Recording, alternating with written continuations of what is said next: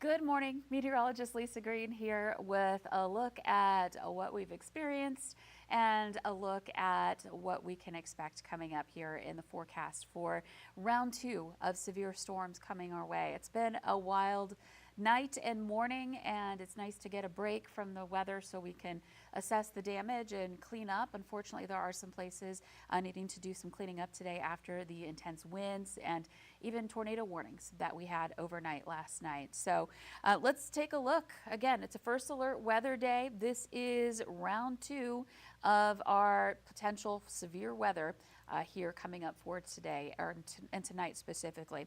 So let's take a look at one of our pictures that have been rolling in. We've got lots of video, lots of pictures that have come in with these storms from last night. This is in the FM area, specifically in West Fargo.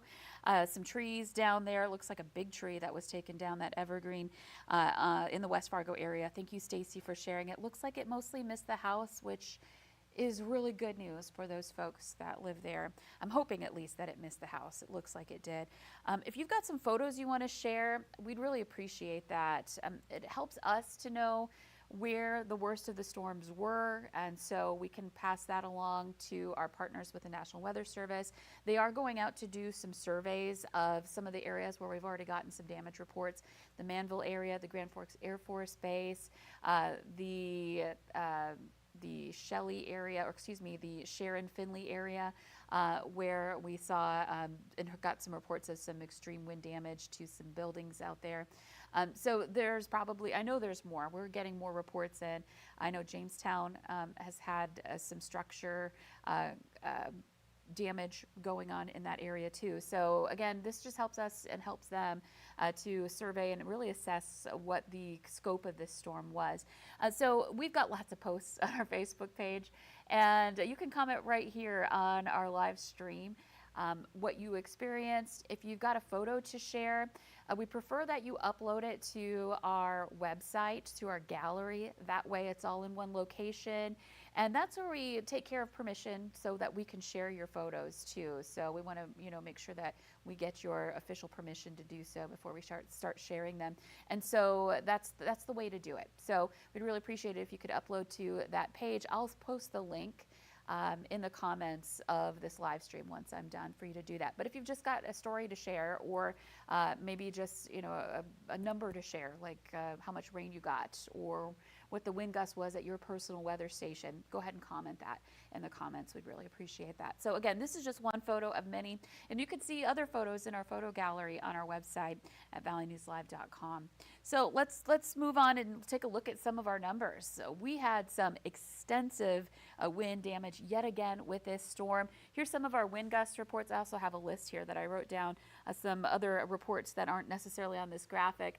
But our highest wind gust measured was at the Grand Forks Air Force Base, a 91-mile-per-hour gust that was clocked there. That's intense. In Stutsman County, the Edmonds area, Jamestown, we got a lot of reports from the Stutsman County area. There was a report of some damage to a building in the Buchanan area, Wimbledon, the Courtney area. Courtney had a 77-mile-per-hour wind gust. Medina, a 77-mile-per-hour wind gust as well. So Stutsman County really got hit pretty hard. And I know that Jamestown has damage in town. And again, the Buchanan area, we got a report of building damage there too. So that's an area that may also get surveyed. That's handled by the Bismarck National Weather Service office. So we'll be checking in to see if they're doing anything to assess the damage there as well. And then Crookston, these storms, they started in the west and raged eastward very fast. And Crookston, so they continue to be strong even into Minnesota. Crookston had a gust of 76 miles per hour. And another notable gust is in the Mapleton area, 73 miles per hour. Of course, that's right on the kind of outer edges of the FM metro. So we saw some gusts in the region there too. A couple more that I couldn't fit on this graphic because it's a short list. Castleton, 73. Let's see here. Alvarado, 75-mile-per-hour gust. Ypsilanti in Stutsman County again, 69-mile-per-hour gust. And Emerado, 74 miles per hour. Moorhead, on the other side of the metro, we had a gust clocked at 68 miles per hour. So again, quite a few areas that saw some intense gusts from western parts of the valley into Minnesota, And from the northern valley, the places like Alvarado and Grand Forks, all the way down toward Jamestown, seeing some of these gusts into the 70s. So that was the big issue, is the straight line winds, but embedded in them. If you were watching this morning, I talked about this extensively, that we have these straight line winds and these bowing segments in the storm. Embedded in there, we saw some circulations, and so there were some tornado warnings issued kind of on the edges of some of these bursts of straight line wind. You get turbulence, you get some eddies kind of on the edges of those, and that circulation can spin up into tornadoes. So again, there were several warnings that were issued, I think 7. If I remember right. That was a while ago now. I will go back and count, but several tornado warnings issued for this event, in addition to kind of that wall from border to border, from the international border down to South Dakota, where we had severe thunderstorm warnings for straight line winds too. So that's a look at our peak wind gusts. Let's take a look at our weather reports here. It looks like they've disappeared. That's interesting. Well, shoot, we had some weather reports on the map here not too long ago.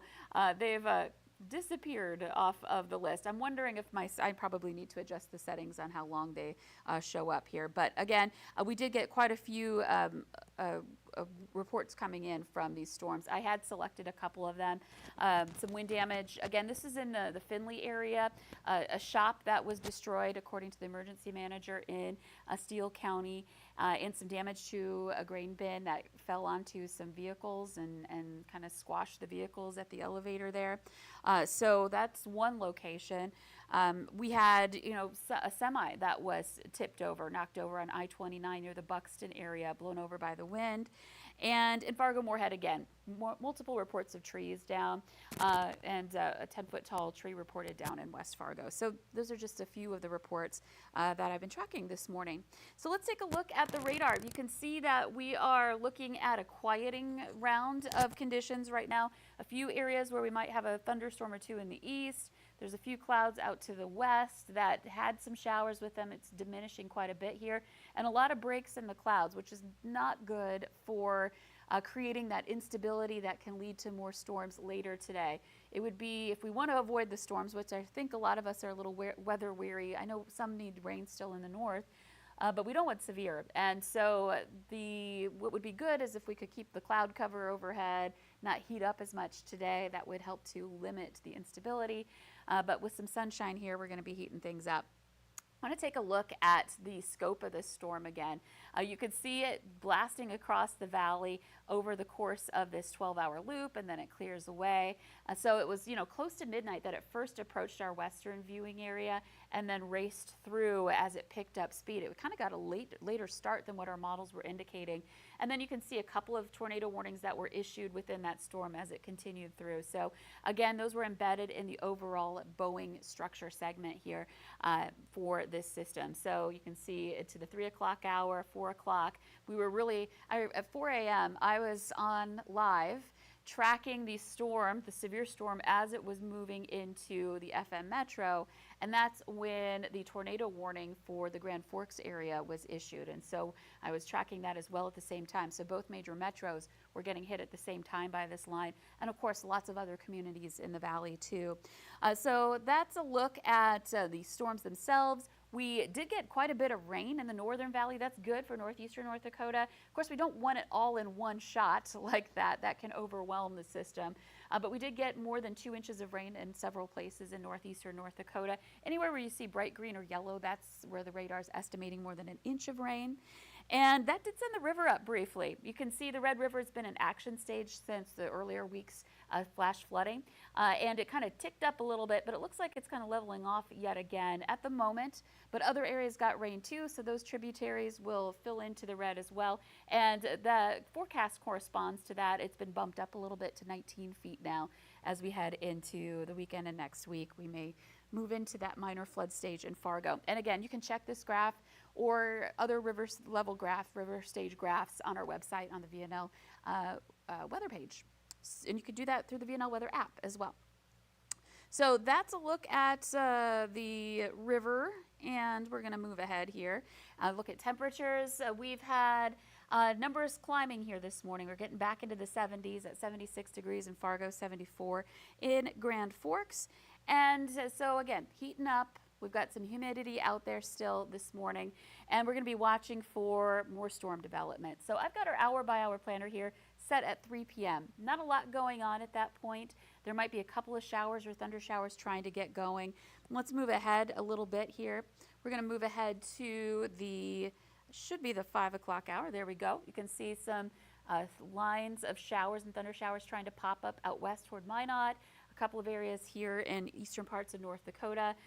But it's going to be more as we get into the later evening hours, closer to sunset, heading into the after hours kind of timeline here, where we have the greatest chance for severe storms. And this is 9 p.m. You can see Fargo up toward Crookston, an area of storm potential according to this model scenario. And a reminder, this is a simulation, one model run. It is not the gospel on exactly what will happen, but we are looking at a timeline being into the evening, and then these clusters of storms starting to develop south of Fergus Falls, a couple of discrete individual cells over to the west as well. And then moving ahead into the late night hours, that was 9, and then quickly you can see it forms into a line and starts moving eastward. So it's kind of like last night, except everything's kind of shifted east. The storms are forming over us instead of west of us and moving through. So that's going to be a big question, is where exactly do they form, and then they'll quickly kind of form into a line and then kick off to the east. Where we're less likely to see the severe weather is up around Devil's Lake. Doesn't mean we're out of the woods, but it's more likely along the Red River, southeastern North Dakota, and into Minnesota, where that chance for severe storms is. And unfortunately, that also means we-festers. This is going to be a little earlier in the night. Instead of early morning hours like this morning, we're looking at more into concert time tonight for that potential for that storm activity. And then that races off again to the east as we head into 2 a.m. It's looking a lot quieter at that point. So at least if we're dealing with the storms, you know, we can get back to bed and get some sleep here into the rest of the night, and into Saturday morning. It's looking a lot quieter. I can't rule out a shower or two on Saturday morning, but certainly getting away from that severe weather threat. So here's a look at our risk map. We are looking at a slight risk for kind of the same areas I just showed you. Southeastern parts of North Dakota, up toward Grand Forks along the Red River, and then points east from there is where we have the greatest threat for severe weather right now. In that slight risk, a level 2 out of 5. And then Devil's Lake, as I mentioned, a less likely risk for severe storms. We're looking at that being, I'm just going to move this marginal risk over because we did get an update from the SPC. No longer, Dickinson looks like less likely that we'll see severe storms there here for the rest of the day today.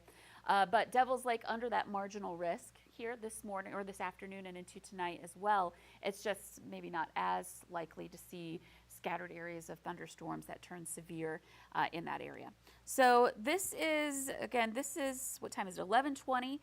This is the time that the Storm Prediction Center usually does an update for the storm risk. So we'll see if we get any changes here coming up. Right now, though, as we break down our risk in the valley, we're looking at tornadoes first, and there is a risk for all types of severe weather again for tonight. We've got an ice. I've just mentioned there would be an update, and it just happened right before our eyes. And this is a good update because it shifts that higher risk a little farther east. We still have an isolated risk, but it doesn't cover as much of the valley. So I'm going to move my label over if it will cooperate. It doesn't look like it will. Okay, so the isolated risk is associated with the brown areas here. So we're talking Fergus Falls, we're talking Park Rapids, the Wadena areas, down toward Wheaton as well. So that's great because that trims that higher risk off of and away from the area of Sioux Pass Ranch, the We-Fest area in the Detroit Lakes region. That doesn't mean our chance is zero. That risk is still there. It's just a low risk. And the whole low risk has shifted. So that's why my labels don't match up, because it just shifted with that update. Looks like Grand Forks is removed from that. But Fargo's still in a low risk for tornadoes tonight, and that stretches up toward Lake of the Woods. And then again, a greater risk the farther you go into west central Minnesota here. So there's the update there. Let's take a look at our wind threat. So these are all going to be a little bit off now that update came through. But we're seeing that elevated risk for wind gusts to 70 miles per hour also shifted to the east a little bit more. But Detroit Lakes still in that elevated risk for some stronger wind gusts, and then more isolated over Grand Forks and Fargo with this round. And taking a look at our hail threat, we are looking at that also shifted eastward. So more elevated threat in yellow over Lakes Country, and then an isolated threat for hail over Grand Forks and Fargo and surrounding areas in this kind of brown tone. And then no threat here. And I know that's labeled wrong because of the way that shifted here just a couple of moments ago. So the risk is a lot lower, again, over in Devil's Lake. I'm going to do a quick look back and see if we've seen much change in the overall threat that I was just showing you right before the update, and we have. Again, we had that slight risk covering a good portion of eastern North Dakota. That's been shifted to the east more. So now Fargo is out of the slight risk, so is Grand Forks. I think this graphic, I can move the label over. Yeah, this is a different graphic. The other one is kind of more set and static. So yeah, the marginal risk is in green here. So that includes Grand Forks, it includes Fargo, southeastern North Dakota, and then the slight risk is more focused into Minnesota, specifically for Red Lake, Bemidji, Detroit Lakes, Fergus Falls, down toward Wheaton and Alexandria, and then of course beyond from there too. So again, overall threat assessment is that the greatest threat is shifted a little farther east into our eastern viewing area. So we'll zip through again, we'll zip past these graphics because again, things have changed and we just went over that.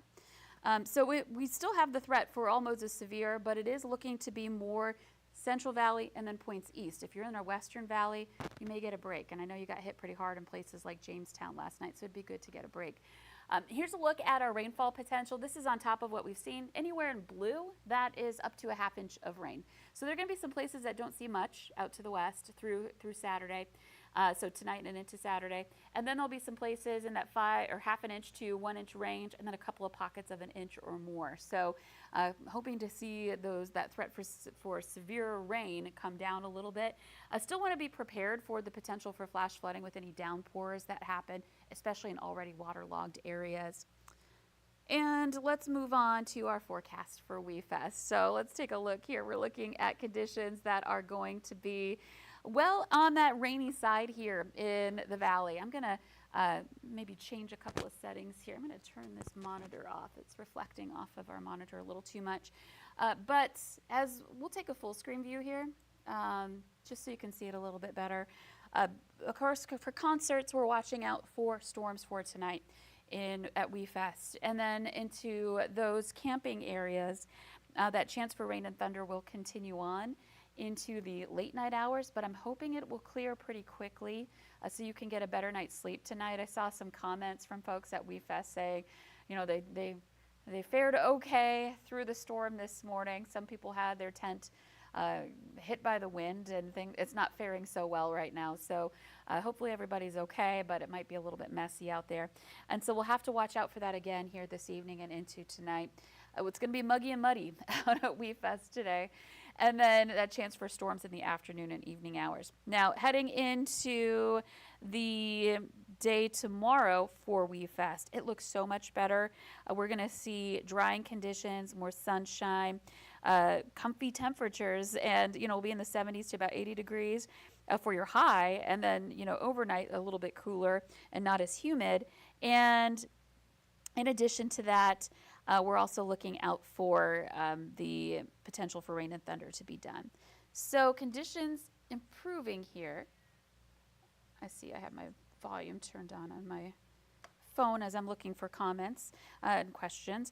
So looking at conditions that are going to be more on the quiet side heading into Saturday. So the storm anxiety you can put to rest for Saturday once tonight's round moves through. And here's a look at our weekend planner.